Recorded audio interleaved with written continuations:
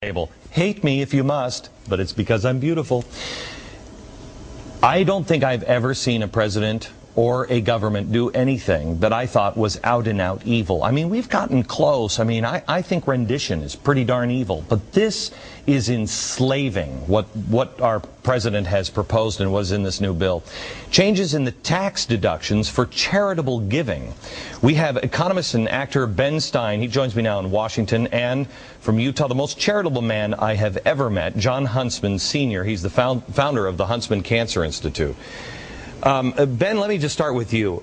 When I found out that Barack Obama and the Democrats have put in a reduction in the deductions for charitable giving, and then follow it up with, yeah, but we put a lot of money in the stimulus package to go ahead and cover those losses for those charities, I thought this is insane, irresponsible, and quite honestly, because it involves enslaving people, evil.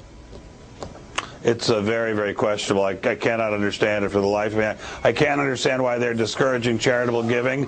It is something that builds character. It's something that keeps America free because it allows people to benefit and help other people without government intervention, government compulsion.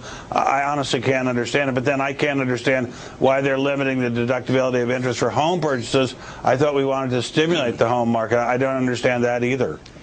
John, you're a guy who, the last time I think we saw each other, you're going to die broke. You're giving away all of your billions of dollars, and I still haven't received a dime of it. I'm just saying.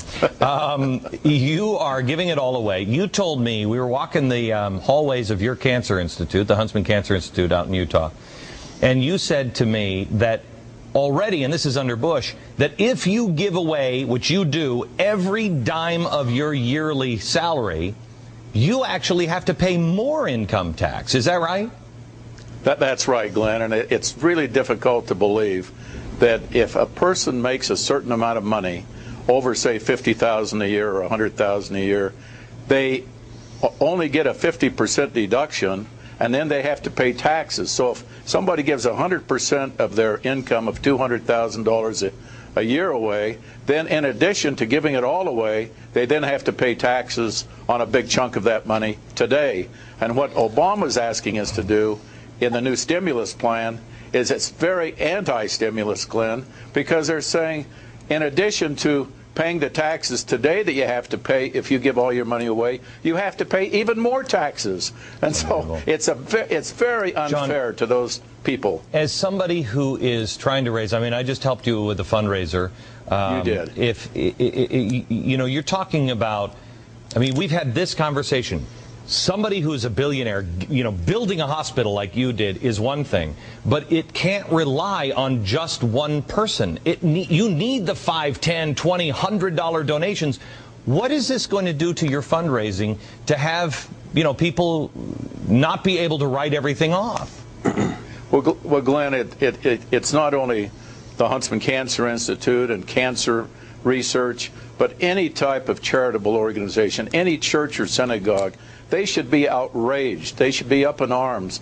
This part of the stimulus bill is very anti-stimulus and anti-American because it means that people who are charitable, people who want to give, they get less of a deduction because of one thing. The government thinks they can spend the money more wisely than charities think they can spend the money, and the government wants to take it away from us. Well, I think there's another point to it. I think the government wants to take over pretty much everything. Oh, yeah. And they don't want the private sector having a big role in everything. You know, this is the salami slicing technique. Where I wanted to go with you, Ben, is this is why I find it evil, because what they're doing is they are taking the money away that you want to give. You're sending it now to Washington, and they'll decide which charities are appropriate for government money. So if you're not playing ball with them, if you're not PC enough, if you're for abstinence or against abstinence or whatever happens to be the politically correct thing right then, they've got you by the you-know-what. Yeah, it's about government control. It's not really about revenue raising. It's a small amount of revenue. It's about government control. How do we reverse this? I had people tell me, John, that there's too many powerful people that that, you know, are involved, and they'll never let these charitable deductions go. I don't think so. I think this thing is going to go through. Do you think this, is there any way to stop this nonsense? Well, we have to stop it, Glenn and Ben. We absolutely have to stop it. The American people are the most generous people on the face of the earth.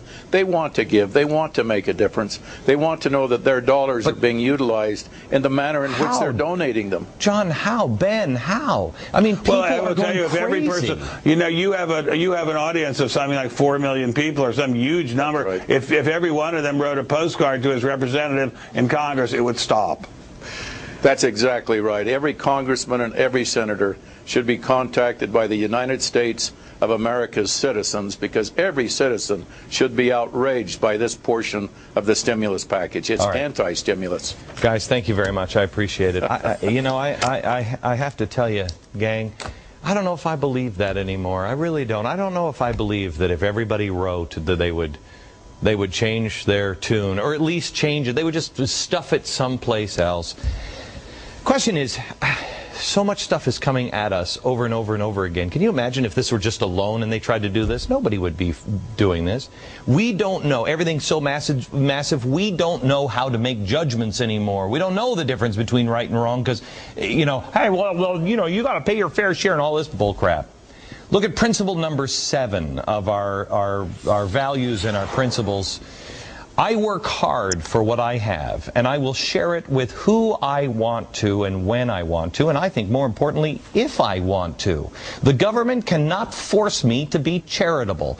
I challenge anyone, Republican or Democrat, to point to the word charity in our Constitution. The government, I've never felt charitable. Never felt charitable on April 15th. Have you?